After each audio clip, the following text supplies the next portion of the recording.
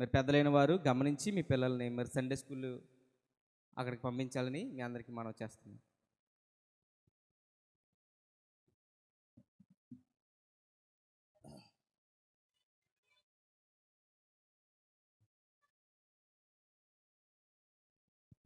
మంచిదండి. మత్తయి సువార్త, అందరూ బైబిల్ తెరుద్దాం. మత్తయి రాసిన సువార్త మొదటి అధ్యాయం. మత్తయి రాసిన సువార్త మొదటి అధ్యాయం. మత్తయి రాసిన సువార్త మొదటి అధ్యాయం 17వ వచనం చదువుకుందాం. 17వ వచనం. ఇట్లు అబ్రహాము మొదలుకొని దావీదు వరకు తరములనియు 14 తరములు. దావీదు మొదలుకొని యూదులు బబులోనుకు కొనుపోబడిన కాలం వరకు 14 తరములు. బబులోనుకు కొనుపోబడినది మొదలుకొని క్రీస్తు వరకు 14 తరములు. చిన్న ప్రార్థన చేసుకుందాం, దైవ సహాయాన్ని కోరుదాం. సిద్ధపడిన మనసుల్లో స్థిరమైన వాక్యం విత్తబడి ఫలించులాగున ప్రార్థన చేద్దాం. క్రీస్తునందు అతిమికిలిగా ప్రేమిస్తున్న మా ప్రియ పరలోకమందున్న తండ్రి, మీ ఉన్నతమైన శ్రేష్టమైన పరిశుద్ధమైన నామానికి వేలాది స్తుతులు స్తోత్రాలు కృతజ్ఞతలు చెల్లిస్తున్నాం ప్రభా. ఈ సంవత్సరము కూడా నీ కృప మాకు అనుగ్రహించి నీ మాటలు మాకు నేర్పించటానికి నీ చిత్తము నీ సంకల్పము ఏమి నిర్ణయించి జరిగించుచున్నదో ఆ చిత్తాన్ని ప్రభా మాకు తెలియచేయటానికి ఈ సెమినార్లో మమ్మల్ని నడిపిస్తున్నందుకు స్తోత్రాలు. మొదటి దినం మేము పూర్తి చేసుకుని రెండవ దినంలోనికి వచ్చాము. ఈ రెండవ దినపు మొదటి వర్తమానంలో నీ దాసుడిగా ప్రభా మీ పక్షాన నిలబడి ఉండగా మరుగుపరచండి. సమయోచితమైన జ్ఞానం, సామర్థ్యము, మీ ఆత్మ సహాయము నాకు దయచేయండి. వింటున్న నీ పిల్లలకు వినగల చెవులు, గ్రహించే మనసు దయచేయమని యేసుక్రీస్తుల వారి పేరట ప్రార్థిస్తున్నాము తండ్రి, ఆమేన్. సమస్త ఘనత, మహిమ, ప్రభావములు మనందరి తండ్రి అయిన దేవునికే, మన ప్రభు అయిన యేసుక్రీస్తుల వారి ద్వారా సమస్త ఘనత, మహిమ, ప్రభావాలు ఆయనకే చెల్లునుగాక, ఆమేన్. చేరువచ్చిన ప్రియులైన మీ అందరికీ యేసుక్రీస్తుల వారి పేరట శుభాభివందనములు. వేదికను అలంకరించిన దైవ సేవకులకు యేసుక్రీస్తు నామన్న శుభాలు, వందనాలు. ఈ గొప్ప అవకాశాన్ని కల్పించిన దేవునికే మరొకసారి నేను నిండు కృతజ్ఞతలు చెల్లిస్తూ ఈ విలువైన సమయంలో కొన్ని శ్రేష్టమైన మాటలు మనం విందాం. మన చేతుల్లో ఉన్న బైబిల్ చాలామందికి అర్థం కాక ఇది కొంతమందికి సంబంధించిన పుస్తకమని, ఇది మత పుస్తకమని, ఇది కల్పిత పుస్తకమని రకరకాలుగా చాలామంది మాట్లాడుతూ ఉన్నారు. ఇంకా చెప్పాలంటే కథల పుస్తకం. పేదరాశి పెద్దమ్మ కథలు ఎలాగైతే ఉంటాయో అట్లాగే బైబిల్లో ఉన్న స్టోరీస్ అన్నీ కూడా కథలే తప్ప వాస్తవాలు కాదు అని చాలామంది ఈరోజు మాట్లాడుతూ ఉన్నారు. ఇది ఇప్పుడు మాట్లాడింది కాదు, మన పూర్వం కూడా అట్లాగే మాట్లాడారు. దేవుడు అనే ఆ వ్యక్తిని ఈ లోకం ఎలా సృష్టించుకుందో కల్పిత పాత్రగా, యేసుక్రీస్తు ప్రభు కూడా దేవుడే కదా, కాబట్టి ఈయన కూడా ఒక కల్పిత పాత్ర అని చాలామంది యేసుక్రీస్తుని వాస్తవం కాదని, ఆయనను యూదులు క్రియేట్ చేశారని, ఆయనను సృష్టించారని, ఆయనను గూర్చి కథలుగా మాట్లాడుతూ ఉన్నారని, అందుకనే ఆయనను ఏమన్నారంటే చాలామంది యేసుక్రీస్తు ప్రభు వాస్తవం కాదు, ఆయన భూమి మీద బ్రతకలేదు, ఆయన కల్పిత పాత్రగా సృష్టించబడ్డాడు అంటే క్రియేట్ చేశారు అని చాలామంది ఇప్పటికీ మాట్లాడుతూనే ఉన్నారు. మనం గమనిస్తూ ఉంటేనండి, కల్పిత పాత్రలు అనేవి లోకంలో చాలా ఉన్నాయి. అందులో ఈయనని చేర్చటం అనేది అది వాళ్ళ విజ్ఞతకి విడిచిపెడుతూ ఈరోజు కొన్ని వాస్తవమైన సత్యాలు, చరిత్రలో దేవుడు ఏమి జరిగించాడో, యేసుక్రీస్తు ప్రభుల వారికి ఈ భూమి మీద ఉన్న చారిత్రక ఆధారాలు ఎలా ఉన్నవో అవన్నీ కూడా బైబిల్లో దేవుడు రాయించాడు. ఈ విషయాలు చాలామందికి తెలియక ఇప్పటికీ మీరు గమనిస్తూ ఉంటే మన సండే స్కూల్ టీచర్స్ కానివ్వండి, మనం కానివ్వండి, కొంతమందికి చెబుతూ ఉంటే కథలుగా మాట్లాడుతూ ఉంటాం. కథలంటే అబ్రహాం స్టోరీ, ఇస్సాకు స్టోరీ అంటే కథ, యేసుక్రీస్తు కథ. ఎప్పుడైతే మనం కథ అన్నామో అవి వాస్తవాలు కాదేమో అన్నట్టుగా ప్రజల్లోనికి తెలియని వారికి వెళ్తుంది. కానీ వాళ్ళందరూ కూడా భక్తులే, వారందరి జీవితాలు కూడా భూమి మీద జరిగినవి అనటానికి చరిత్ర ఉంది, ఆధారాలు ఉన్నాయి. ఆధారాలు లేకుండా బైబిల్ మాట్లాడదు, ఆధారాలు లేకుండా చరిత్రలో భక్తుల జీవితాలు లేవు. అయితే కొంతమంది కొన్ని అపోహలకు ఎందుకు వెళ్ళిపోయారని అంటే, వాళ్ళు సృష్టించుకున్న, వారు కల్పించుకున్న దైవత్వపు పాత్రలు అలా ఉన్నాయి కాబట్టి ఆ వాళ్ళను చూసి ఈయనను కూడా అలాగే ఎంచుకోవటం మొదలుపెట్టారు. అందుకనే మీరు చూడండి, మన భారతదేశంలో దేవుని పటాలన్నీ పెడతా ఉంటారు కదండి. రెసిడెన్షియల్లో కానీ, రెస్టారెంట్లో కానీ, సంథింగ్ కొన్ని డిపార్ట్మెంట్లో అట్లా పెడతా ఉంటే అందులో కూడా ఈయన ఫోటో కూడా ఉంటుంది చూడండి. అంటే ఇందులో ఈయన కూడా ఒక పాత్ర అని ఏం చేశారంటే, యేసుక్రీస్తు ప్రభు ఉనికిని కథలుగా మార్చేశారు. అందుకని ఇప్పుడు కూడా చాలామంది మతోన్మాదులు కానివ్వండి, విరోధులు కానివ్వండి, యేసుక్రీస్తు అంటే ఏ ఆధారం లేకుండా పుట్టినవాడు అని అనుకున్నారు. కాదు, యేసుక్రీస్తు ప్రభు యొక్క రాక, ఈ లోకంలో పుట్టుక గురించి ప్రణాళిక అనేది ఇప్పుడు జరిగింది కాదు. ఎప్పుడో జగత్పునాది వేయబడక మునిపే ఆయన ఈ లోకంలోనికి రావాలి, శాపము పాపములో ఉన్న మనుషులను విడిపించాలి, రక్షించాలి అనే ఈ నిర్ణయం అది ఇప్పుడు కలిగింది కాదు. దేవునికి అనాది సంకల్పంలో ఆయన తీసుకున్న నిర్ణయం. అదే బైబిల్ చెప్పిన సత్యం. బైబిలు భౌగోళికమైన ఆధారాలు చూపించగలదు, బైబిలు చరిత్రలో జరిగిన సంఘటనలు కూడా ఎత్తి చూపించగలదు. దీనికి అంత రుజువులు చేసే శక్తి ఉంది. మీరు గమనించగలిగితే చాలామందికి బైబిల్ విషయంలో కొన్ని అపోహలు ఉంటాయి. మనిషి ఎప్పుడు పుట్టాడు ఏంటంటే, కొన్ని మతాలు ఏం చెప్తున్నాయంటే లక్షల సంవత్సరాల క్రితం పుట్టాడండి అని అంటున్నారు. అది ఎలా సాధ్యమవుద్ది? చరిత్ర ఆధారాల ప్రకారంగా మనం చూసుకుంటే భూమి మీద కొన్ని నాగరికతలు అనేవి పుట్టుకొచ్చినాయి. అవి ఏ కాలంలో పుట్టుకొచ్చినవి చెప్పండి. ఆ నాగరికతలు ఎన్ని? చదువుకున్న వాళ్ళకి బాగా అర్థం అవుద్ది. క్రీస్తు పూర్వం జరిగిన గొప్ప గొప్ప నాగరికతలు. మొట్టమొదటి నాగరికత ఏంటండి? అది మెసొపొతేమియా నాగరికత, తర్వాత ఈజిప్ట్ నాగరికత, తర్వాత చైనీస్ నాగరికత, ఆ తర్వాత సింధు నాగరికత, ఆ తర్వాత హరప్ప, ఇవన్నీ చూసారా, హరప్ప నాగరికత. ఇవన్నీ కూడా తర్వాత జరిగినవి.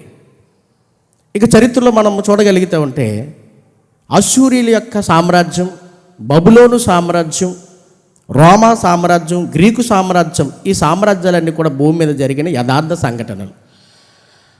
ఆ సంఘటనలన్నీ కూడా పూర్వకాలంలో జరిగిన మనుషులు విస్తరిస్తున్నప్పుడు భూమి మీద ఆ ప్రారంభించిన నాగరికతల గురించి కూడా బైబిల్ మాట్లాడింది. ఇదంతా అద్భుతం. అంటే చరిత్ర కూడా బైబిల్ మాట్లాడొద్దంటే అవును,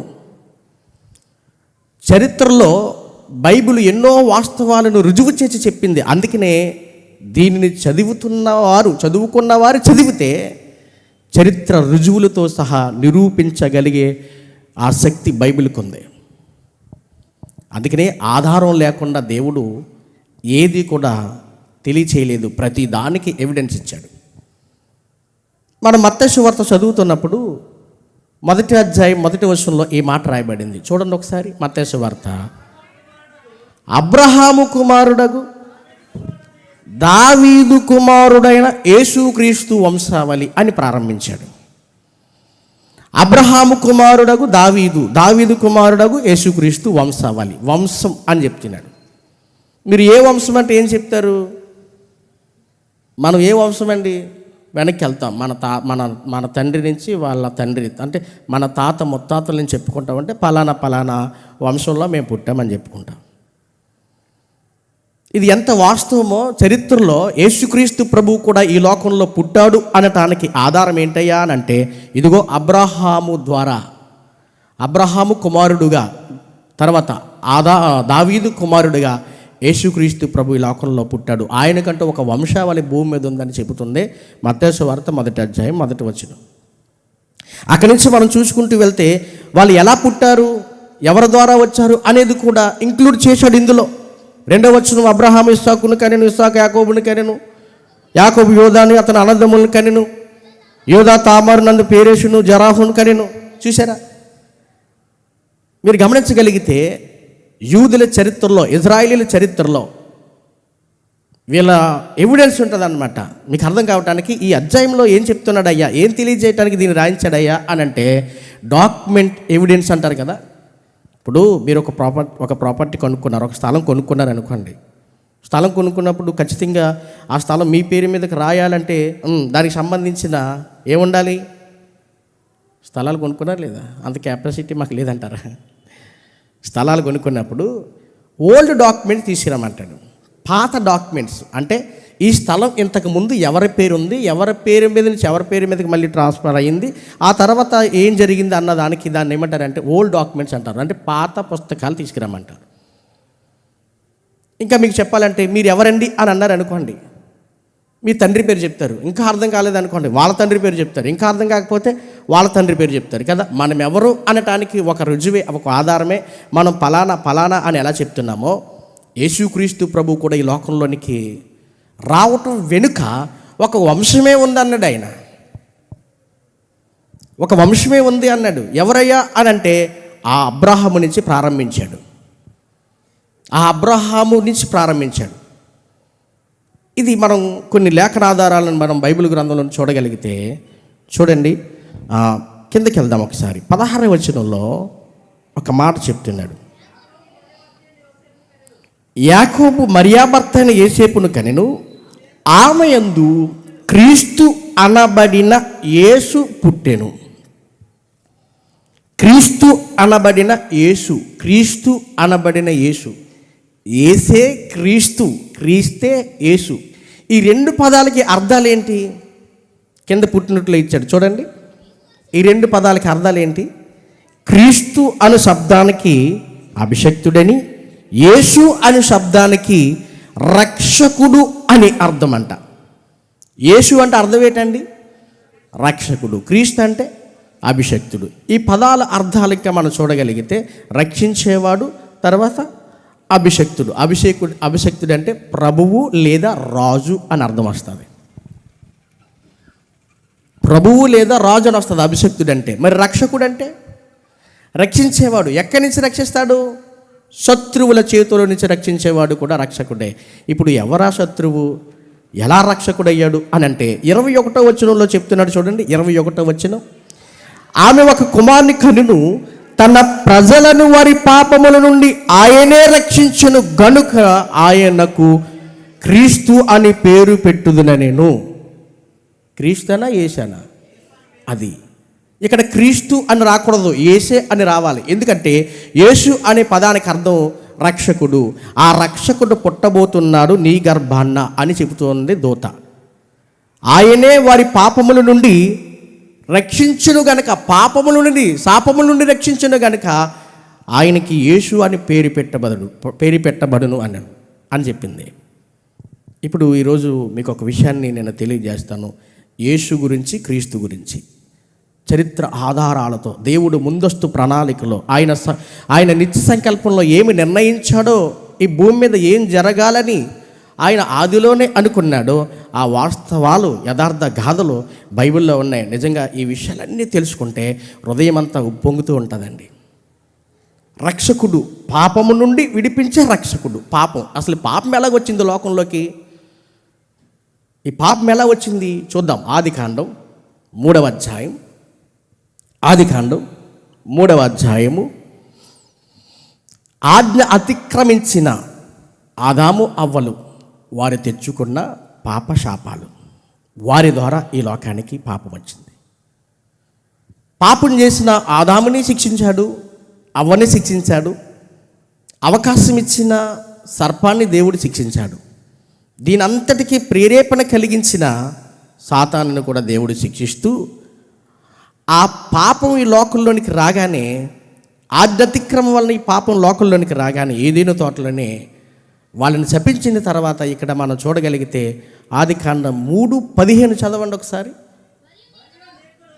మరియు నీకును స్త్రీకిని నీ సంతానమునకును ఆమె సంతానమునకును వైరము కలుగు చేసేదను అన్నాడు. ఇక్కడ మాట్లాడుతూ ఉన్న ఈ సందర్భం ఎవరి గురించి మాట్లాడుతున్నాడు? మనం క్యాజువల్గా చదువుకుంటూ వెళ్ళిపోతూ ఉంటే సర్పం గురించి మాట్లాడుతున్నాడు అని అనుకుంటారు. ఒక్కసారి మనం 14వ వచనం కూడా చదవండి. 14వ వచనం త్వరగా. సర్పముతో నీవు ఇది చేసునందున పశువులన్నిటిలోనూ భూజంతువులన్నిటిలోనూ నీవు శపించబడిన దానివై నీ కడుపుతో ప్రాకుదువు, నువ్వు బ్రతుకు దినములన్నీ మన్ను తింటావు అని చెప్పాడు. మరియు నీకు స్త్రీకి నీ సంతానానికి ఆమె సంతానానికి వైరం కలిగి చేస్తుంది, నేను తల మీద కొడుతుంది, నీవు దాన్ని మడి మీద కొట్టదు అని చెప్పాను. ఇది కంటిన్యూషన్ చదివిన తర్వాత మనకి ఏమర్థమవుతుంది అంటే, ఇదిగో సర్పం పాము మనల్ని మడి మీద కొడతామంటే మనం దేని మీద కొడతాం చెప్పండి? అంతే కదండి. ఇది మన జీవితంలో మన చుట్టుపక్కల ఉండే ఆ పాముల్ని మనల్ని కరిస్తూ ఉంటే మనం దాన్ని కొడుతున్నట్టుగా అనుకుంటారు. కాదు. మీకు విషయం తెలుసా? ఆదాము అవ్వల దగ్గరికి వచ్చి పాపం చేసిన సర్పం ఉందే, ఆ సర్పం మనం పాము అనుకుంటాం, స్నేక్ అనుకుంటాం. కాదు. పాము ఏ జాతికి చెందిందండి? పక్షి జాతికి చెందిందా? జంతువు జాతికి చెందిందా? పురుగు జాతికి చెందిందా? పురుగు జాతికి చెందిందా? జంతువు జాతికి చెందిందా? పక్షి జాతికి చెందిందా? చెప్పాలి. పాము ఏ జాతికి చెందింది? పురుగు జాతికి. ప్రాకేవన్నీ పురుగులు. ఇప్పుడు పాము పాకిద్దా, ఎగురిద్దా, నడుచుద్దా చెప్పండి? ప్రాకిద్ది. ప్రాకిది ఏదైనా పురుగు జాతికి చెందింది. మరి ఇక్కడ మనం మాట్లాడుకుని ఇక్కడ చూడగలిగితే 14వ వచనం చూడండి ఒకసారి. 14వ వచనం. అందుకు దేవుడైన యెహోవా సర్పముతో నీవు దీన్ని చేసునందున పశువులన్నిటిలో జంతువులన్నిటిలో నీవు శపించబడిన దానివై అన్నాడు. ఇక్కడ సర్పం, ఈ సర్పం అంటే మనం పాము అనుకుంటామేమో, అక్కడ అన్నాడు పశువులు జంతువులన్నిటిలో అన్నాడు. అంటే పశువులన్నిటిలో జంతువులన్నిటిలో అంటే ఇది ఏ సర్పం? ఇది పామా? పురుగు జాతికి చెందిందా? జంతు జాతికి చెందింది. జంతు జాతికి చెందింది. సో కాబట్టి దాన్ని శపించాడు. అయితే నేను ఎందుకు ఈ విషయం చెప్పానంటే 15వ వచనం వచ్చినప్పటికీ అది ఆ సర్పం గురించి చెప్తుంది కాదు. ఏది? జంతువు రూపంలో ఉన్న ఆ సర్పం గురించి చెప్తుంది కాదు. 15వ వచనం వచ్చినప్పటికీ ఇక్కడ మరియు నీకును స్త్రీకిని నీ సంతానమునకును ఆమె సంతానమునకును వైరం కలుగు చేస్తా. వైరం కలుగు చేస్తా. వైరం అంటే ఇంగ్లీష్లో ఏమంటారు? వైరం. తెలుగులో గొడవ లేదా కలహం. ఇంగ్లీష్లో ఏమంటారు? అయ్యో, తెలుగులో ఇంగ్లీష్లో ఏమంటారు? అమ్మ వినపట్లేదు. వారిలోకి వెళ్ళిపోయారు అప్పుడే మీరు. ఫైట్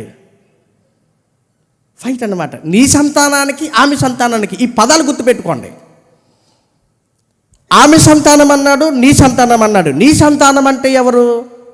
బాప్తిస్మా ఇచ్చే యోహాను మాట్లాడుతూ అంటాడు సర్ప సంతానమా అంటాడు. అంటే సర్ప సంతానం అంటే పాము పుట్టినోళ్ళు కాదు. సర్ప సంతానం అంటే అపవాది సంతానం. అదే ఏదేని తోటలో పాపం చేయటం వలన వచ్చిన సంతానం. ఆ సంతానానికి తర్వాత ఇంకో మాట అన్నాడు, ఆమె సంతానమునకును వైరము. ఆమె అంటే ఎవరు? మరలా ఆమె. తర్వాత పంట వచ్చినప్పటికి అది నిన్ను తల మీద కొట్టును. అదే అనే పుట్టినోట్లు ఏముంది? అది ఆయన నిన్ను తల మీద కొడతాడు, నీవు దాన్ని మడిం మీద కొట్టేదు అని చెప్పాను. నువ్వు మడిం మీద కొడతావు, ఆయన నిన్ను తల మీద కొడతాడు. నీ సంతానానికి ఆమె సంతానానికి వైరం, ఫైట్ జరిగిద్ది అన్నాడు. ఇది ప్రవచనం రెండు, సాతాను యొక్క నాశనం, సాతాను ఓటమి గురించి చెప్తున్నాడు దేవుడు. ఆమె సంతానం అంటే క్రీస్తు సంతానం. ఆమె సంతానం అంటే క్రీస్తు సంతానం. నీ సంతానం అంటే సర్ప సంతానం. యేసుక్రీస్తు ప్రభువారి లోకంలోకి వచ్చినప్పుడు బాప్తిజం తీసుకున్న సమయంలో ఆయన ఉపవాసం ఉన్నప్పుడు అపవాది యేసుప్రభు దగ్గరికి వచ్చి ఏం చేసింది? లోకరాజ్య మహిమలన్నీ చూపించి ఏమంది? నువ్వు సాగిలిపడి మృక్కిదవా, దీనిని నీకు ఇచ్చిదను, ఈ లోకరాజ్యములన్నీ నాకు అప్పగించబడ్డాయి అన్నది. యోహాను పత్రికలో మనం చూడగలిగితే మొదటి యోహాను పత్రిక 5:19-20 అంటాడు అక్కడ, లోకమంతయు దుష్టిని యందు పడుంది. అంటే వాడు వశం చేసేసుకున్నాడు. ఎప్పటి నుంచి అయ్యా అని అంటే పాపం అనేది లోకంలోకి వచ్చినప్పటి నుంచి. ఏదైనా తోటలో ఎప్పుడైతే అవ్వ అవకాశం ఇచ్చిందో, పాపం చేసిందో, ఆదాము కూడా ఆ పాపంలో భాగస్థుడు అయ్యాడో అప్పటి నుంచి పాపం లోకంలో ఉంటేనే ఉంది. ఈ పాపము ఈ శాపం మనుషులకి ఉరిగా ఉన్న సమయంలో దేవుని ప్రణాళిక ఏంటయ్యా అని అంటే, ఇదిగో ఇక్కడ చెప్పాడు, ఒక ఆయన రాబోతున్నాడు, ఆయన నిన్ను తల మీద కొడతాడు, ఆయన నిన్ను ఓడిస్తాడు, ఆయన నీ పైన గెలుస్తాడు, ఆయన సంతానం భూమి మీదకి వస్తుంది, ఆ సంతానము నీ సంతానంతో ఫైట్ చేస్తుందని చెప్పాడు. ఎవరి గురించి చెప్పాడయ్యా అని అంటే రాబోయే యేసుక్రీస్తు గురించి ప్రవచనం ఇది. ఈ లోకానికి ఆయన రాబోయే యేసుక్రీస్తు గురించి ప్రవచనం. అందుకనే మనం చూస్తే గలతీ పత్రిక 4:4 అంటాడు, కాలము సంపూర్ణమైనప్పుడు దేవుడు తన కుమారుని పంపెను, ఆయన స్త్రీయందు పుట్టి అంటారు చూడండి. ఆయన స్త్రీయందు పుట్టి, ఆయన స్త్రీయందు పుట్టాలి అనే నిర్ణయం అది ఇప్పుడుది కాదు, అనాది సంకల్పంలో దేవుడు ముందుగా నిర్ణయించాడు. మొదటి పేతురు రాసిన పత్రిక 1 అధ్యాయం 20 వచనం చదవండి ఒకసారి. 1 పేతురు 1:20, ఆయన జగత్పునాది వేయబడక మునుపే నియమింపబడిను అన్నాడు చూడండి. అంటే యేసుక్రీస్తు ప్రభువారి లోకానికి రావటానికి ముందుగానే సిద్ధపడ్డాడు అని మనకు అర్థమవుతుంది. ఎప్పటి నుంచి అంటే జగత్పునాది వేయబడక మునుపు, జగత్తుకి పునాది వేయబడక మునుపు అంటే అర్థం మనుషులు చేసే పాపాల నుంచి, మనుషులు చేసే శాపాల నుంచి పొందుకున్న ఈ పాపాలన్నీ పోవాలంటే, చేసినవన్నీ పాపాలు పోవాలంటే పాప విమోచకుడు అనగా రక్షకుడి లోకానికి రావాలి. అందుకని యేసు అంటే అర్థం ఏంటి? యేసు అంటే అర్థం చెప్పండి, రక్షకుడు. ఈ రక్షకుడు చేంజ్ చేస్తాడు. అందుకని కింద చెప్తున్నాడు చూడండి 20 వచనం మరలా చదవండి. 20 వచనం, ఆయన జగత్పునాది వేయబడక మునిపే నియమింపబడెను గాని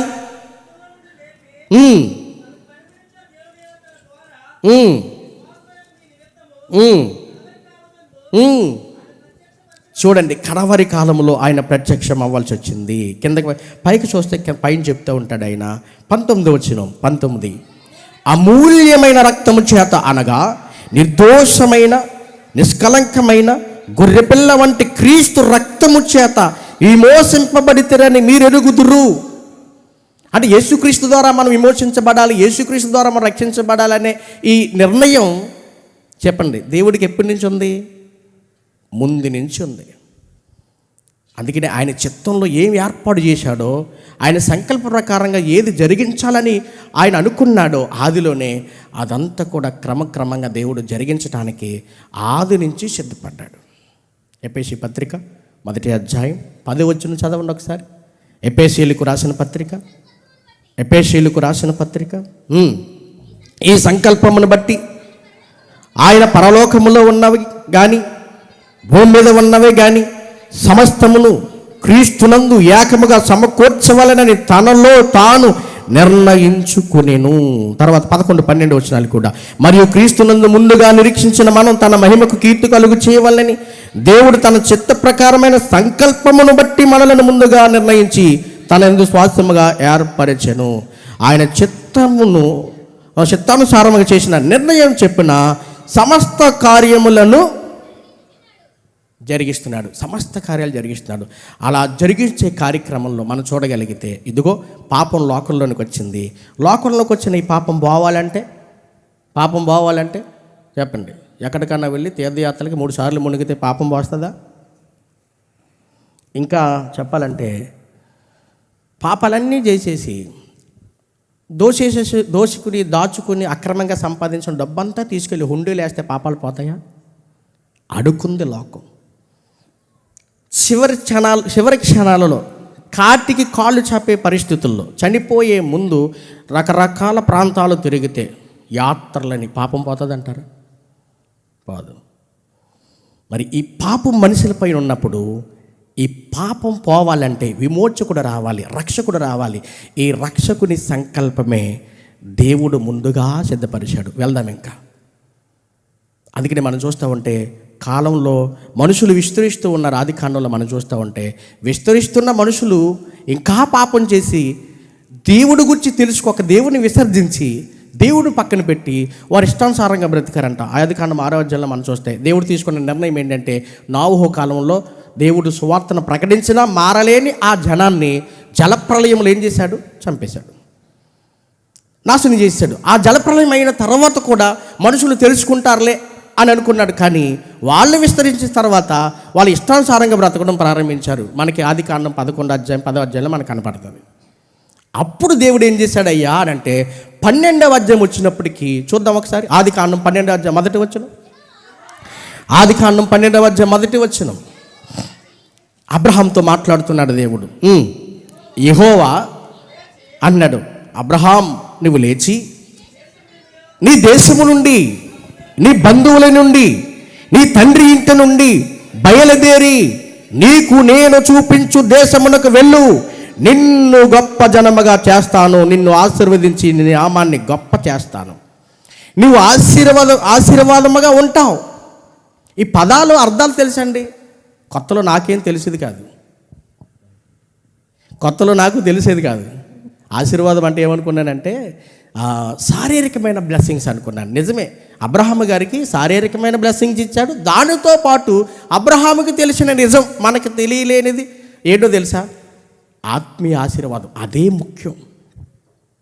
ఈరోజు చాలామంది ఏమంటారంటే అబ్రహామును ఆశీర్వదించిన దేవా, చెప్పండి, మమ్ములు కూడా ఆశీర్వదించవా? ఏంటి ఆశీర్వాదం? అబ్రహాముకి ఏం చేసావు చెప్పండి? ఆ వాగ్దాన భూమి ఇచ్చావు కదా ప్రభా, మాకు ఒక 3 సెంట్లు స్థలం ఇవ్వా, 10 ఎకరాల పొలం ఇవ్వా. అబ్రహాము వంశాన్ని నువ్వు అభివృద్ధి చేసావు కదా, మా వంశాన్ని కూడా అభివృద్ధి చేయవా? అసలు అబ్రహాము ఆశీర్వాదం వెనక ఉన్న దేవుని సంకల్పం ఏంటో తెలుసా? ఎంత బాగా మాట్లాడుతున్నాడండి ఇక్కడ. 2వ వచనం, నిన్ను గొప్ప జనముగా చేస్తా, నిన్ను ఆశీర్వదిస్తా, నీ నామాన్ని గొప్పగా చేస్తా. ఏంటా గొప్పగా చేసిన ఆ దేవుడిచ్చిన ఘనత? ముందుకెళ్తే 3వ వచనం, నిన్ను ఆశీర్వదించు వారిని ఆశీర్వదిస్తా, నిన్ను దూషించిన వారిని శపిస్తా, భూమి యొక్క సమస్త వంశములు నీ యందు ఆశీర్వదించబడునని అబ్రాహాముతో అనగా. ఆ పదాన్ని అండర్లైన్ చేసుకోండి ఆ మాటని. ఇక్కడ ఏమన్నాడు 3వ వచనంలో? భూమి యొక్క సమస్త వంశములు, భూమి యొక్క సమస్త వంశములు. నాట్ ఓన్లీ యూ అంటే అర్థం నువ్వే కాదు, భూమి మీద ఉన్న సమస్త వంశములు. అబ్రహాం వంశమే కాదు, ఆ పదాలు చూడండి, అబ్రహాం వంశమే కాదు, సమస్త వంశములు అనగా. అప్పటికే మనం చూస్తూ ఉంటే 10వ అధ్యాయంలో మనం చూస్తూ ఉంటే 11వ అధ్యాయంలో మనం చూస్తూ ఉంటే వీళ్ళు ఏం చేశారయ్య అంటే విస్తరించారు. నాహో కుటుంబం ద్వారా వచ్చిన హాము, షేము, యాపేతు, ఈ వంశాలన్నీ విస్తరించినాయి. అప్పుడు జరిగిన నాగరికతే మెసొపొతేమియా నాగరికత. ఇది క్రీస్తు పూర్వం 3500 సంవత్సరాల క్రితం జరిగిన సంఘటన. మీరు చరిత్రకి చూసుకొని ఆధారాలు ఉంటాయి. అప్పుడు ఒకడు పుట్టాడు నిమ్రోదు, వాడి నుంచి ప్రారంభమైంది నాగరికతలో. వాళ్ళు పట్టణాలు కట్టేవారు ఫస్ట్. ఇది ఎక్కడ జరిగిందయ్యా అంటే ఇరాక్ ప్రాంతాల్లో జరిగిన స్టోరీ అన్నమాట, లేదా ఇది వాస్తవాలు. సో ఇక్కడ మాట్లాడుతున్నాడు భూమి యొక్క సమస్త వంశములు అంటే నోవహు ద్వారా వారి కుటుంబం ద్వారా విస్తరించిన జనాభా. వాళ్ళు ఎక్కడికి వెళ్ళిపోయారంటే మీకు అర్థం కావడానికి 10వ అధ్యాయం 6వ వచనం చూద్దాం. 10వ అధ్యాయం 6వ వచనం, హాము కుమారులు కూషు, మిస్రయీము, పూతు, కానాను. ఒక మాట, ఈ 10వ అధ్యాయంలో చెప్పాలంటే విస్తరించారంటే అప్పటికి దేశాలుగా వచ్చినవా? లేదు. జనాభా విస్తరిస్తున్నప్పుడు వాళ్ళు ఏం చేశారంటే పట్టణాలు కట్టుకుని దేశాలకి పేర్లు పెట్టుకున్నారు. వాళ్ళు పట్టణాలు కట్టుకుని దేశాలకు పేర్లు పెట్టుకున్నారు. ఇక్కడ హాము కుమారులు కూషు, మిస్రయీము. కూషు అంటే కూషు దేశం బైబిల్లో ఉంది కదా, చెప్పండి. ఆఫ్రికా. తర్వాత మిశ్రయీము అన్నాడు. మిశ్రయీం అంటే ఏంటో తెలుసా? మిశ్రయీం అంటే ఐగుప్తు దేశం. చూడండి, అంటే భూమి మీద ఉన్న అప్పుడు ప్రజలు ఏమయ్యారంటే, మనం 11వ అధ్యాయం చూస్తే విస్తరించారంట. దేవుడు ఏం చేశారంటే చెదరగొట్టేశాడంట. 11వ అధ్యాయం 9వ వచనం, దానికి బాబేలు అని పేరు పెట్టిరి, ఎందుకనగా అక్కడ యెహోవా భూజనులందరి భాషను తారుమారు చేశాను, అక్కడ నుండి దేవుడు భూమి అందంతటా వారిని చెదరగొట్టాను. అలా పొట్ట చేత్తో పట్టుకుని ప్రపంచ దేశాలకి చెదిరిపోయిన మనుషులు, ఆయా వంశాలుగా ఏర్పడిన ఈ మనుషులు అందరినీ దేవుడు మరలా బ్లెస్ చేయాలనుకున్నాడు. బ్లెస్ అంటే మామూలు బ్లెస్సింగ్స్ అంటే శారీరకమైనది కాదు. దేవుడు అలాగే చూశాడు. అందుకని మీకు చూస్తూ ఉంటే దేవుడు ఏమన్నాడంటే, నాహుతో అంటాడు 10వ అధ్యాయంలో 9వ అధ్యాయంలో అంటాడు, ఆదాము అవ్వలు చేసిన పాపానికి నేల శపించబడితే ఆ శపించబడిన ఆ నేల నుంచి మరలా విడుదల ఎప్పుడు వచ్చిందయ్యా? నాహు ద్వారా వచ్చింది. నాహుని మరలా బ్లెస్ చేసిన దేవుడు అంటాడు, నాహు ఇక మీద నేను భూమిని శపించనయ్యా, మరలా ఈ యొక్క జలప్రలయాన్ని రప్పించనయ్యా, కాబట్టి నువ్వు ఫలించి భూమిని నిండించు, విస్తరించు, దాన్ని లోపరుచుకో అంటాడు. అంటే ఈ శాపం అనేది భూమికి లేదు, మనిషికి ఉంది. పాపము శాపం మనిషికి ఉంది, కానీ భూమికి లేదు. అందుకని మీరు చూడండి, ఇప్పటికి కూడా మనం సస్యశ్యామలంగా సంతోషంగా 3 పూట్ల కావాల్సింది తింటున్నామా లేదా? మరి అప్పుడు గచ్చి పొదలు మొలిచినాయి, అవి ఏమన్నా ఉన్నాయి? ఇప్పుడు పంటలు బాగా పండుతున్నాయి, ఇప్పుడు వర్షాలు బాగా కురుస్తున్నాయి. తనలో తాను తీసుకున్న నిర్ణయమే అది. ధనస్సు ద్వారా ఆయన మనసును తెలియజేశాడు. ఇంక మన ముందుకు వెళ్ళిపోతే అబ్రహాముని పిలిచాడంట ఆయన. అబ్రహాముని ఎన్నుకుని అన్నాడంట, అబ్రహాం, నేను ఎందుకు కోరుకున్నాను తెలుసా? భూలోక సమస్త వంశములు నీ ద్వారా ఆశీర్వదించబడాలి, నీ ద్వారా. ఇంకేం చెప్పాడు? మనం వెళ్దాం. ఇదే ఆదికాండంలో మరలా మనం చూడగలిగితే 13వ అధ్యాయానికి వెళ్ళిపోదాం. 13వ అధ్యాయంలో 13వ అధ్యాయము 14-15 వచనాల్లో కూడా మాట్లాడుతూ, అబ్రహాంతో మాట్లాడుతూ దేవుడు అంటాడు, లోతు అబ్రహాముని విడిచిపోయిన తర్వాత దేవుడు, అబ్రహాం, ఇదిగో నీ కనులెత్తి నీవు ఉన్న చోట నుండి ఉత్తరపు తట్టు, దక్షిణపు తట్టు, తూర్పు తట్టు, పడమర తట్టు చూడు. ఎందుకనగా నీవు చూచుచున్న ఈ దేశమంతటిని నీకును నీ సంతానమునకు సదాకాలము ఇచ్చేదను, మరియు నీ సంతానమును భూమి మీద నుండి రేణువుల వలె విస్తరింపజేసేదను. ఎట్లనగా ఒకడు భూమి మీద నుండి రేణువులను లెక్కింపగలిగిన ఎడల నీ సంతానమును కూడా లెక్కింపవచ్చును అన్నాడు. ఒక మాట, లెక్కించలేనంత సంతానం నీకు ఇస్తాను, లెక్కించలేని సంతానం, ఇసుక రేణువుల వలె అనే వాగ్దానం దేవుడు అబ్రహాముకు చేస్తున్నాడు. ఈ పదాలను మీరు గమనిస్తూ ఉంటే, నీ సంతానాన్ని విస్తరిస్తాను, నిన్ను బట్టి భూలోక సమస్త వంశములను ఆశీర్వదిస్తాను అంటే అర్థం ఏంటంటే, ఇజ్రాయిలీలే కాదు, అబ్రహాము సంతానం నుంచి వచ్చిన వారే కాదు, భూలోకంలో ఉన్న సమస్త వంశాలు కూడా దేవుని ప్రణాళికలో రక్షించబడాలి అనే నిర్ణయం, పాపము నుంచి శాపము నుంచి విడిపించబడాలనే నిర్ణయం దేవుడు అబ్రహాముని ఎన్నుకుని అబ్రహాముకు చెప్తున్నాడు. అందుకనే అబ్రహాము కుమారుడు ఎవరంట? మత్తయి వార్త చెప్పిన ప్రకారంగా చెప్పండి, దావీదు అన్నాడు. యాక్చువల్గా చెప్పాలంటే అబ్రహాము కొడుకు ఇస్సాకు, కానీ దావీదు ఎలాగవుతాడు? ఈరోజు మీకు అబ్రహాం గురించి మాట్లాడతా, దావీదు వరకు మాట్లాడిన తర్వాత ఆ తర్వాత దేవుని చిత్తం అయితే మీకు దావీదు నుంచి యేసుక్రీస్తు వరకు మాట్లాడుకుందాం. జాగ్రత్తగా వినండి, ఇది చారిత్రక భౌగోళిక ఆధారాలతో కూడిన సబ్జెక్ట్ అనమాట. సో ఇక్కడ మనం చూడగలిగితే ఇంకా మనం ముందుకు వెళ్ళిపోదాం. ఆదికాండం 15వ అధ్యాయం 5వ వచనం, ఇంకా అబ్రహాంతో మాట్లాడుతూ దేవుడు అంటున్నాడు, ఆదికాండం 15వ అధ్యాయం 5వ వచనం, మరి ఆయన వెలుపులకు అతను తీసుకుని వచ్చి, నీవు ఆకాశం వైపు తేరి చూసి నక్షత్రములను లెక్కించుట నీ చేతనైతే లెక్కించమని చెప్పి, నీ సంతానము అలాగగునని, నీ సంతానం అన్నాడు. చూడండి, చాలామంది ఏమనుకున్నారంటే సంతానం అంటే, అవును అబ్రహాంకి ఇస్సాకు కన్నా ముందు ఇస్మాయిలు, ఆ తర్వాత కెతూరాకి పుట్టిన సంతానం ఉంది కదా, వీళ్ళందరూ కూడా. ఇంకా చెప్పాలంటే అబ్రహాము ఇస్సాకు యాకోబు తర్వాత ఇస్సాకు 2 పిల్లలు, యాకోబు యాసావు, మళ్ళీ యాకోబుకి 12 మంది, ఇస్మాయిల్కి 12 మంది, ఇట్లా విస్తరించారు కదా. ఏదోమీలు కానివ్వండి, ఇంకా చాలామంది దగ్గర ఇస్మాయిలీలు కానివ్వండి, ఈ జాతి వారు మిజ్జానీలు కానివ్వండి, వీళ్ళందరూ కూడా అబ్రహాం సంతానమే కదా, ఈ జనమే అనుకున్నారు. శారీరకంగా ఆ బ్లెస్సింగ్స్ తర్వాత ఆయన సంకల్పించిన సంతానం ఏంటి? ఆ సంతానం అదే మాట్లాడుకుందాం. ఇంకేమన్నాడు? మనం కొన్ని లేఖన ఆధారాలు చూద్దాం. 22వ అధ్యాయంలో మనం చూస్తూ ఉంటే, 22వ అధ్యాయం అయితే ఇక్కడ మనం చూస్తే మిజ్జానీయులు కూడా, మిజ్జాను అన్నవాడు కూడా కెతూరా సంతానమే, అషూరు కూడా కెతూర సంతానం అంటే అబ్రహాం సంతానమే. తర్వాత ఇస్సాకుకి ఇస్మాయిల్కి పుట్టాడు, ఇస్మాయిల్ కూడా అబ్రహాం సంతానమే. అయినంత మాత్రాన ఈ శారీరకమైన బ్లెస్సింగ్స్ మనం చూస్తూ ఉంటే ఈ లోకం వరకే మాత్రమే, కానీ దేవుడు నిర్ణయించిన సంతాన వాగ్దానం ఎవరితో అని చెప్తున్నాడంటే ఆదికాండం 22:18. మరియు నీవు నా మాట వినినందున భూలోకములోని జనములని నీ సంతానం వలన ఆశీర్వదించబడినని నాతోడి ప్రమాణము చేసి ఉన్నానని చెప్తున్నాడు. అంటే భూలోకములోని జనములన్నీ నీ సంతానం వలన అన్నాడు. ఇంతకీ నీ సంతానం అనగానే ఈ మధ్యకాలంలో ఇస్మాయిల్ అన్నారు, అయినది నీ సంతానం. ఇస్సాకుని బట్టి నేను బ్లెస్ చేస్తున్నాను, ఇస్మాయిల్ని బట్టి కాదు. ఈ మాట ఎప్పుడైతే దేవుడు అబ్రహాముకి చెప్పాడో అబ్రహాముకి తెలుసు దేవుడు చేసిన వాగ్దానం ఏంటో. అబ్రహాముకి బాగా తెలుసు, మనకు తెలియదు. అబ్రహాము ముందే సువార్త ప్రకటించబడిందంట. అబ్రహాముకి యేసుక్రీస్తు ప్రభు తన సంతానములో పుడతాడన్న విషయం ఆయనకి ముందే తెలుసు. యేసుక్రీస్తు ప్రభు రక్షకుడు, యేసుక్రీస్తు ప్రభు అనే రక్షకుడు ఆయన సంతానంలో రాబోతున్నాడన్న విషయం ఆయనకి తెలుసు. ఇది మనం చూస్తే ఇస్సాకు వలన ఆయనదే నీ సంతానం. నీ సంతానం అంటే అర్థం ఏంటి? ఇదిగో నీ సంతానాన్ని అభివృద్ధి చేస్తాను అన్నాడు కదా, విస్తరింపజేస్తాను, నీ సంతానాన్ని విస్తరింపజేస్తాను, తర్వాత నిన్ను బట్టి నేను ఆశీర్వదిస్తాను అన్నాడు కదా.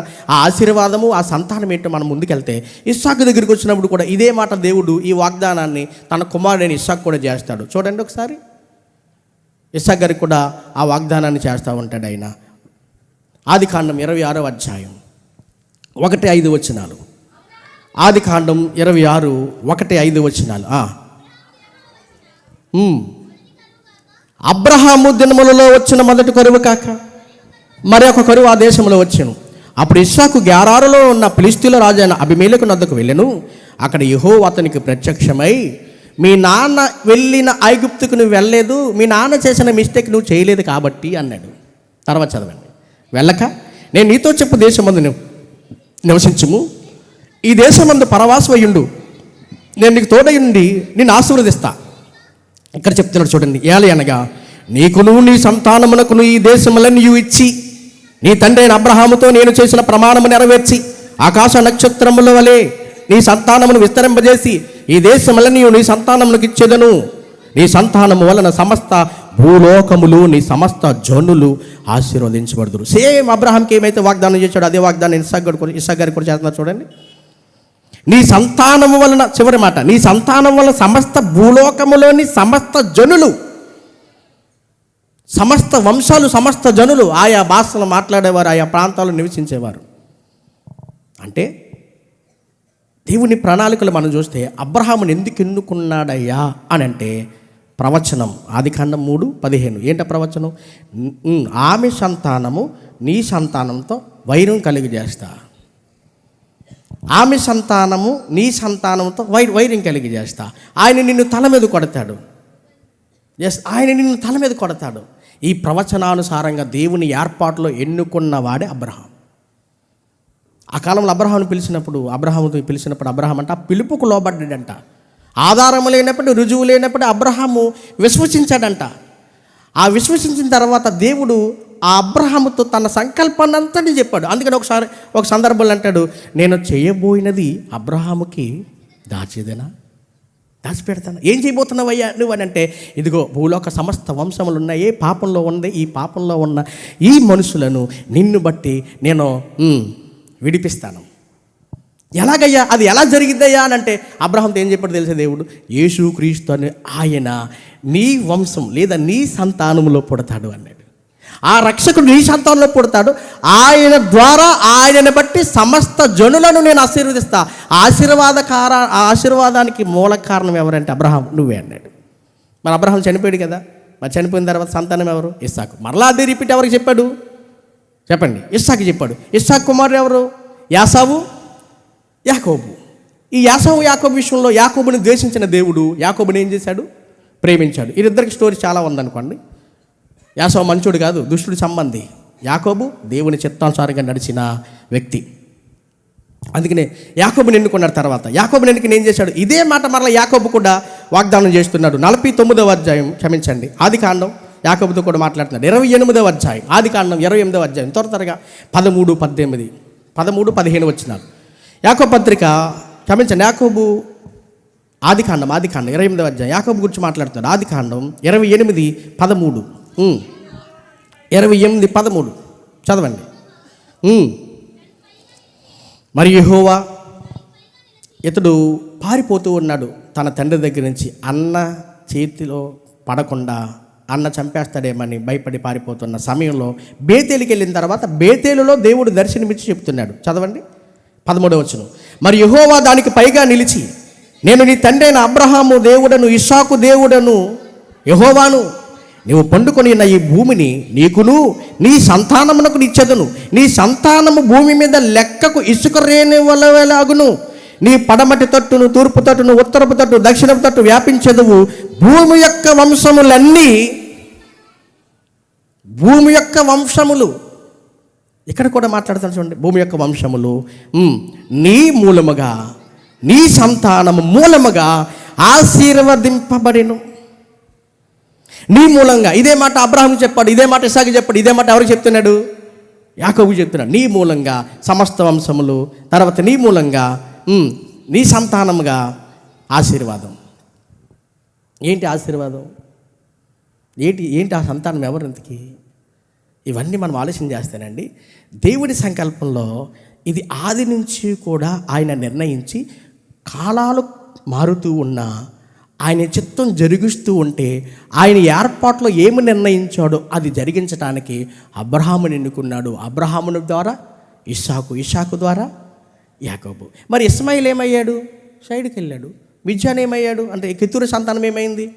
తర్వాత యాకోబు ద్వారా 2 బిడ్డలు వచ్చారు. అందులో ఎవరు? యాక్చువల్గా చెప్పాలంటే యాసావే ప్రథముడు అవ్వాలి, కానీ యాసావు ఏం చేశాడు? అమ్మేసుకున్నాడు. యాకోబు మోసగాడు కాదు, యాకోబు అస్సలు మోసగాడు కాదు, కరెక్ట్ కొనుక్కున్నాడు అతను. సరే, ఇప్పుడు యాసావు చేసిన మిస్టేక్ వలన మరలి ఆశీర్వాదం ఎవరో వైపు వెళ్ళింది? యాకోబు దగ్గరికి వెళ్ళింది. చూడండి, ఇప్పుడు యాకోబు కూడా అదే మాట చెప్తున్నాడు. ఇప్పుడు యాకోబుకి ఎంతమంది పిల్లలండి? ఎంతమంది పిల్లలు? 12 మంది పిల్లలు. ఈ 12 మంది పిల్లల్లో నుంచి మరి ఈ 12 మంది కూడా ఎవరంటే గోత్రికులు. ఈ 12 గోత్రాలు. మరి ఈ 12 గోత్రాల్లో మరి ఏ గోత్రం? చూసారా, దేవుని ఎన్నిక, దేవుని ఏర్పాటు ఎలా జరుగుతుందో మనం చూడగలిగితే అబ్రహాము సంతానాన్ని బట్టి రక్షణ. మీకు అర్థం కావటానికి వెళ్దాం, కొన్ని మనం చూద్దాం. రోమపత్రిక 4వ అధ్యాయం 17-18 వచనాలు చూద్దాం. రోమిలకు రాసిన పత్రిక 4వ అధ్యాయం, రోమిలకు రాసిన పత్రిక 4వ అధ్యాయం 17వ వచనం చూడండి. తాను విశ్వసించిన దేవుని ఎదుట, అనగా మృతులను సజీవులనుగా చేయువాడును, లేని వాటిని ఉన్నట్టుగా పిలుచువాడునైనా దేవుని ఎదుట అతడు మనందరికీ అన్నాడు. ఈ రోమీలు ఎవరండి? అన్యులా యూదులా? అన్యులు యూదులు ఇద్దరు ఉన్నారు. ఇంకా చెప్పాలంటే రోమాలో ఉన్న వాళ్ళందరూ కూడా మారిన క్రైస్తవులు, అన్యులే. అయితే మనం గమనిస్తూ ఉంటే ఇక్కడ అబ్రహాం గురించి మాట్లాడుతూ మనందరికీ ఒక తండ్రి ఉన్నాడు. ఎవరంటే ఆయనే విశ్వాసులకు తండ్రి. మనం కూడా విశ్వసించాం కదా, విశ్వసించడం వల్లనే కదా మనం రక్షణలోకి వచ్చాం అని చెప్తూ ఉంటాడు. కిందకు వచ్చినప్పటికి, ఇందును గూర్చి నిన్ను అనేక జనములకు తండ్రినిగా నియమించితును అని రాయబడి ఉన్నది. 18వ వచనం, నీ సంతానము ఎలాగుండునని చెప్పిన దానిని బట్టి తాను అనేక జనములకు తండ్రి అగినట్లు నిరీక్షణకు ఆధారము లేనప్పుడు అతడు నిరీక్షణ కలిగి నమ్మెను. నీ సంతానము ఎలాగుండునని చెప్పిన దానిని బట్టి తాను అనేక జనములు. ఎవరి జనములు? ఇప్పుడు మీ విషయం చెప్తే ముందుకెళ్దాం మనం. ఇంకా మనం చూద్దాం ఎవరు ఆ జనములు అంటే. గలతీ పత్రిక 3వ అధ్యాయం. ఈ గలతీ పత్రిక 3వ అధ్యాయం అంతా చదివితేనండి, ఇక్కడ పౌలు గారు బాగా ఎక్స్ప్లెయిన్ చేస్తూ ఉంటాడు. ధర్మశాస్త్రం, దాని శాపం, దాని నుంచి విడుదల ఎలాగొచ్చిందో చెప్తూ ఉంటాడు. చూద్దారండి, గలతీ పత్రిక 3వ అధ్యాయం, గలతీలకు రాసిన పత్రిక 3వ అధ్యాయము 7వ వచనం చూద్దాం త్వరగా. 6 నుంచి చూడండి, 6 నుండి అబ్రహాము దేవుని నమ్మెను, అది అతనికి నీతిగా ఎంచబడెను. కాబట్టి విశ్వాస సంబంధులే అబ్రహాము కుమారులని మీరు తెలుసుకుని, దేవుడు విశ్వాసం మూలముగా అన్యజనులను నీతిమంతులుగా తీర్చునని లేఖనము ముందుగా చూచి నీ యందు అన్యజనులందరూ ఆశీర్వదింపబడుదురు అని అబ్రహామునకు సువార్త ముందుగా ఇదిగో నీ సంతానం వలన నిన్ను బట్టి భూలోక సమస్త వంశములన్నీ ఆశీర్వదించబడతాయి అన్నాడు కదా. అన్ని జనులు కూడా రక్షణలోకి వస్తారయ్యా నిన్ను బట్టి అన్నాడు కదా. అన్న ప్రకారంగా దేవుడు ఇది జరిగించాడు అని క్లారిఫై ఇస్తున్నాడు పౌలు. మరలా 8వ వచనం, నీయందు సమస్త వంశములు అనగా అన్ని జనులందరూ ఆశీర్వదించబడుదురు అని దేవుడు చెప్పిన ప్రకారముగా అబ్రహాముకి ముందుగానే చెప్పండి. వెరీ గుడ్, ముందే చెప్పేశాడండి దేవుడు అన్నీ. అందుకని కిందకు వచ్చినప్పటికి మనం చూస్తామంటే 10వ వచనంలో ధర్మశాస్త్రం విధించిన క్రియలకు ధర్మశాస్త్రం విధించిన క్రియలకు సంబంధులందరూ శాపమునకు లోనై ఉన్నారు. ఎందుకనగా ధర్మశాస్త్ర గ్రంథమందు రాయబడిన విధులన్నీ చేటి యందు నిలకడగా ఉండని ప్రతివాడు శాపగ్రస్తుడని రాయబడి ఉన్నది. ధర్మశాస్త్రం చేత ఎవడు దేవుని ఎదుట నీతిమంతుడని తీర్చబడదు. ఆ సంగతి స్పష్టమే. ఏలయనగా నీతిమంతుడు విశ్వాసం మూలముగా జీవించును.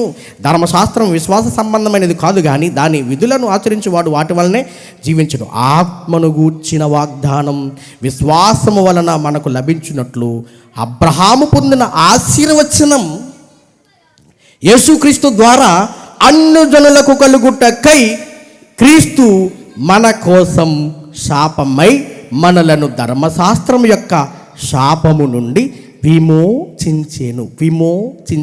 విమోచకుడు, రక్షకుడు, విడిపించేవాడు. చూశారు? అంటే అబ్రహాము సంతానములో ఎవరు పుట్టాలి ఇప్పుడు చెప్పండి? యేసుక్రీస్తు పుట్టాలి. అబ్రహాము సంతానంలో యేసుక్రీస్తు పుట్టి ఏం చేయాలి? సమస్త వంశములన్నిటినీ కాపాడాలి, రక్షించాలి. అందుకని మీరు గమనిస్తామంటే మనం ఎవరమండి? మన ఏ దేశస్తులు? మనం ఇజ్రాయేలీలమా? చెప్పాలి. మనం ఇజ్రాయేలీలమా? కాదు. మనం ఎవరు? భారతీయులు, ఇండియన్స్ మనం. మరి మనకి వాగ్దాన నిబంధనలు ఉన్నాయా? మనకి దేవుడు అని ఆయన మనకు ఉన్నాడా? లేడు. అందుకని ఎఫెసీ పత్రిక 2వ అధ్యాయంలో స్పష్టంగా చెప్తున్నాడు, ఒకనాడు దేవుడు లేనివారై ఉండి. చూద్దాం ఒకసారి. ఎఫెసీ పత్రిక 2వ అధ్యాయము చూడండి. ఎఫెసీ పత్రిక 2వ అధ్యాయం 11వ వచనం త్వరగా చదవండి. కాబట్టి మునుపు శరీర విషయములో అన్ను జనులై ఉండి శరీరమందు చేతితో చేయబడిన సున్నతి గలవారు అనబడిన వారి చేత సున్నతి లేని వారు అనబడిన మీరు ఆ కాలమందు ఇజ్రాయిల్తో సహపౌరులు కాక పరదేశులు, వాగ్దానాలు లేవు, నిబంధనలు లేవు. ఎవరికి? అన్యజనులకి. ఆ ఎవరికి ఇచ్చాడు దేవుడు చెప్పాలి? దేవుడు ఎన్నుకున్న అబ్రహాము సంతానానికి ఇచ్చాడు. అందుకనే వాగ్దానములు వీరివి. శరీరమును బట్టి క్రీస్తు ఎవరిలో పుట్టాడంట? వారిలో పుట్టాడంటాడు అక్కడ. శరీరాన్ని బట్టి ఆయన పుట్టాలి కాబట్టి అందుకోసం దేవుడు ఎవరిని ఎన్నుకున్నాడయ్యా? ఎవరి సంతానం ఎన్నుకున్నాడయ్యా చెప్పండి? అబ్రహాము సంతానాన్ని ఎన్నుకున్నాడు ఆయన. అందుకే ఇక్కడ మాట్లాడుతూ 12వ వచనం మాట్లాడుతూ, ఆ కాలమందు ఇజ్రాయిల్తో సహపౌరులు కాక పరదేశులు, వాగ్దాన నిబంధన లేని పరజనులను, నిరీక్షణ లేని వారును, అసలు లోకమందు దేవుడే లేడు. నిజానికి దేవుళ్ళు కాని వారిని కల్పిత పాత్రలు ఎన్నుకుని నమ్మింది మనమండి. కనిపించిందంతటికి దైవ రూపాన్ని కల్పించాం కదా. చివరికి నీ కొట్టు దగ్గరకు వచ్చి కొనేవాడు కూడా దేవుడే. అవునే కదండి? వాళ్ళు ఏమన్నారు చెప్పండి? ఏమన్నారు? కస్టమర్ దేవుడు. తెర మీద నటించేవాడు కూడా దేవుడే. తెర మీద నటించేవాడు అంటే అర్థం ఏంటి? Our god, my friends, my actor, my hero. ఎవరెంతకి చెప్పండి? సినిమా హీరో అండి. అవర్ గాడ్ అని రాసుకుంటాడు ఫ్లెక్స్ మీద. ప్రతి ఒక్కరిని దేవుని చేసి కల్పించేసింది పాత్రలో. కానీ యేసుక్రీస్తు అలా కాదు. ఆయనకంటూ ఎవిడెన్స్ ఉంది, డాక్యుమెంట్స్ ఉంది. ఆ డాక్యుమెంట్స్ ఆధారం చెప్పడానికే యేసుక్రీస్తు వంశావళిని క్రమంగా రాశాడు దేవుడు మత్తయి సువార్త 1వ అధ్యాయంలో. అందుకనే అబ్రహాము సంతానం ఎప్పటికీ ఉంది. ఇజ్రాయేలీలు, అబ్రహాము పిల్లలుగా ఉన్న ఇస్మాయిలీలు ఇప్పటికీ ఉన్నారు. యెరూషలేము, ఇజ్రాయిల్ దేశం ఎప్పటికీ భూమి మీద ఉంది. ఇవి కల్పిత పాత్రలు కాదు, సృష్టించినవి కాదు.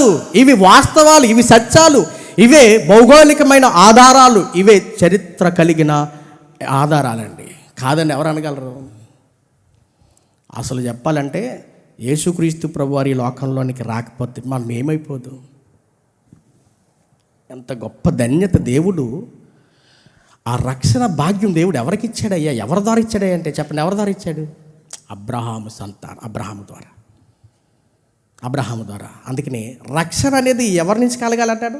యేసుప్రభు చెప్తాడు, రక్షణ యూదుల నుండియే కలుగుచున్నది అన్నాడు. ఇంతకు యూదుల నుండి కలగడం అంటే యూదా గోత్రంలో ఎవరు పుట్టారు?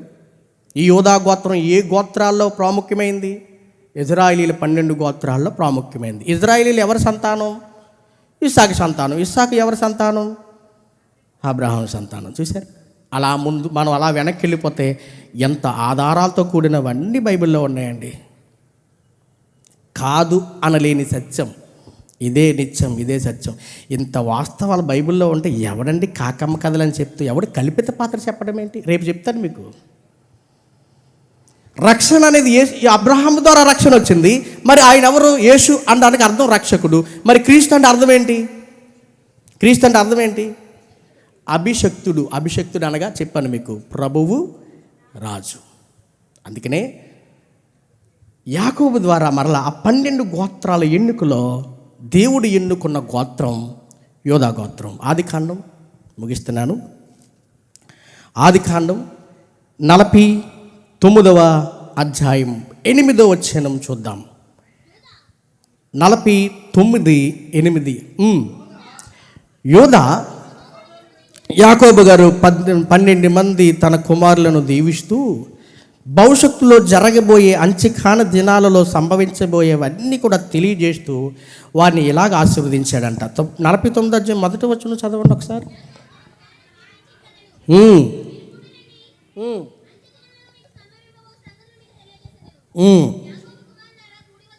ఏ దినాలలో? అంచె దినాలు. అంచె దినాలలో ఆయన ప్రత్యక్షత కావాలి. ఎవరైనా విమోచకుడు, రక్షకుడు, ఇంకా చెప్పాలంటే ఆయనే రాజు. చూద్దాం 8వ వచనం. యోధా, నీ సహోదరులు నిన్ను స్తుతించెదరు, నీ చెయ్యి నీ శత్రువుల మెడ మీద ఉండును, నీ తండ్రి కుమారులు నీ ఎదుట సాగిలపడుదురు. యోధా, కొదమ సింహము, నా కుమారుడా, నీవు పట్టిన దాన్ని తిని వచ్చితివి. సింహము వలె గర్జించు ఆడు సింహం వలెను. అతడు కాళ్ళు మడుచుకుని పండుకొనెను. అతన్ని లేపువాడెవడు? 10వ వచనం. శిలోహు వచ్చి వరకు యోధా యొద్ద నుండి దండము తొలగదు. దండం అంటే రాజదండం. కింద చెప్తున్నాడు, అతని కాళ్ళ మధ్య నుండి రాజదండము తొలగదు, ప్రజలు అతనికి విధేయులయ్యుందురు.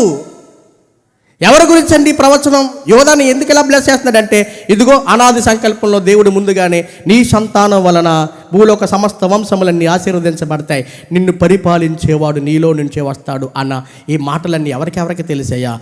అబ్రహాముకి తెలుసు, ఇంకా ఇస్సాకుకి తెలుసు, ఇంకా యాకోబుకి తెలుసు. ఆ భవిష్యత్తు తిరిగిన యాకోబు చెప్తున్నాడు, భవిష్యత్ కాలంలో దేవుడు చేయబోయేది ఏంటంటే ఆ 12 గోత్రంలో గోత్రంతో అన్నాడు, యోధా గోత్రంతో. యోధా కొదమ సింహం. ఎందుకు యోధా కొదమ సింహం అంటే ఎవరు? ప్రకటన గ్రంథంలో ఉండదు చూడండి, ఎవరైనా యోధా కొదమ సింహం ఆయనే. ఇక్కడ ఇక్కడ అన్నాడు భవిష్యత్తులో, ఇదిగో శిలోహు వచ్చే వరకు. ఎవరి శిలోహు? ఏంటి శిలోహు అంటే? శిలోహు అని అర్థం ఏంటంటే యేసుక్రీస్తు రాజు వచ్చేంత వరకు అన్నాడు. ఆయన వచ్చేంత వరకు యోధా నుండి దండము తొలగదు, అతని కాళ్ళ మధ్య నుండి రాజదండము తొలగదు. అంటే అర్థం ఏంటి? పరిపాలించే రాజు రాబోతున్నాడు, ఆ రాజు యోధా గోత్రంలో రాబోతున్నాడని ఇంటించి వారిని దీవించి ఆశీర్వదించాడు. అలా ఆశీర్వదించిన తర్వాత ఈ యాకోబు తర్వాత యోధా తర్వాత వచ్చిన సంతానం గురించి మత్తయి సువార్తలో మాట్లాడతారు. చూడండి ఒకసారి మత్తయి సువార్త 1వ అధ్యాయం. మత్తయి సువార్త 1వ అధ్యాయం 2వ వచనం. ఒక్క మాట 1వ వచనం చదవండి. అబ్రహాము కుమారులకు దావీదు కుమారుడైన.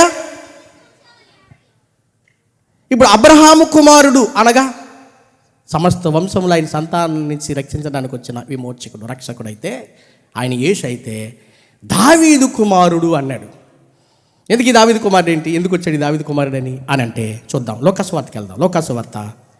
లోకసువార్త దావీదు కుమారుడు ఎలా వచ్చాడు, ఎందుకయ్యాడు ఆయన? లోకసువార్త 1వ అధ్యాయం. లోకసువార్త 1వ అధ్యాయం 32వ వచనం. త్వరగా 32వ వచనం. ఆయన గొప్పవాడై సర్వోన్నతుని కుమారుడు అనబడును, ప్రభువైన దేవుడు ఆయన తండ్రి అయిన దావీదు సింహాసనమును ఆయనకిచ్చెను. ఆయన సింహాసనాన్ని ఆయనకి ఇస్తాడు. ఇంతకీ దావీదు వంశంలో ఎందుకు పుట్టాలయ్యా అని అంటే, దావీదు ఇజ్రాయిలీలకి చెప్పండి ఎన్నవ రాజు?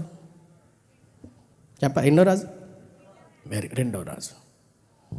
అలా యోధా గోత్రికుడైన దావీదు వంశములో రాజుగా యేసుక్రీస్తు రావాలి. అందుకే రక్షకుడుగా అబ్రాహాము సంతానం నుంచి వస్తే రాజుగా ఎవరి సంతానం నుంచి రావాలి? ఎవరి వంశంలో నుంచి రావాలి? అందుకోసం అబ్రహాము కుమారుడైన దావీదు కుమారుడైన యేసుక్రీస్తు వంశావళి. మిగతా విషయాలన్నీ దేవుని చిత్తమైతే మరలా మాట్లాడుకుందాం. ఎలా రాజు అయ్యాడు, ఏ రాజు నుంచి వచ్చాడు, ఆ రాజుగా ఈ లోకానికి రావటం వెనుక దేవుని చిత్తం ఏమై ఉందో అన్న విషయాల్ని మనం మాట్లాడుకుందాం. ప్రార్థన చేద్దాం. దయగలిగిన మా తండ్రి, అత్యంత కృప కనికరమ కలిగిన దేవ, పరిశుద్ధుడా, మీకు స్తోత్రాలు, స్తుతులు, కృతజ్ఞతలు. ఎనలేని ప్రేమ మాపై చూపటానికి, నీ రాజ్యము భూమి మీద స్థాపించటానికి, నీ అనాది సంకల్పంలో నిర్ణయించిన నీ చిత్త ప్రకారంగా జరిగిస్తూ నీ ఎన్నికలో ప్రభా భక్తులను ఎన్నిక చేసుకుని వారి ద్వారా క్రీస్తును బట్టి మమ్మలను మరింతగా దీవెనకరంగా ఆశీర్వాదకరంగా నడిపించడానికి మీరెంతగానో ప్రభా నీ చిత్తానుసారంగా నడిపిస్తున్నారు. స్తోత్రాలు. రక్షకుడు ఈ లోకానికి ఎంత అవసరమో ఆ రక్షకుడిని రప్పించటం వెనక ప్రభా నీ ఉద్దేశం ఏమయ్యిందో, ఎందుకొరకు మీరు అబ్రహాముని ఎన్నుకుని అబ్రహాముని ఆశీర్వదించి భూలోక సమస్త వంశములన్నీ ఆశీర్వాదానికి కారకుడుగా ఆయన ఎందుకు ఎన్నుకున్నారన్న సత్యాన్ని చరిత్రలో ప్రభా కనబడకుండా కొంతమందికి మరుగై ఉన్న ఈ నిజాలను మాకు తెలియచేశారు, బయలుపరిచారు. మీకు స్తోత్రాలు. విన్న ఈ మాటల ప్రకారంగా మా హృదయంలో భద్రపరుచుకుని అనేక సంగతులు గ్రహించి మనసు మాకు దయచేయమని, తర్వాత మాట్లాడుతున్న నీ దాసులను కూడా ప్రభా బలంగా వాడుకోమని, ఏ ఆసక్తితో అయితే నీ బిడ్డలు వచ్చారో ఆ ఆసక్తితో వారందరూ కూడా నీ వాక్యంతో నింపబడి సంతోషంగా వారింటికి వెళ్ళడానికి కృప ఇచ్చేయమని, మిగిలిన దినాలన్నీ కూడా క్షేమంగా, సమృద్ధిగా, సంతోషకరంగా, ఆశీర్వాదకరంగా నడిపించమని యేసుక్రీస్తుల వారి పేరిట ప్రార్థిస్తున్నాను తండ్రి. ఆమేన్. అందరికీ వందనాలండి. సమయం ఇచ్చిన అధ్యక్షుల వారికి 200.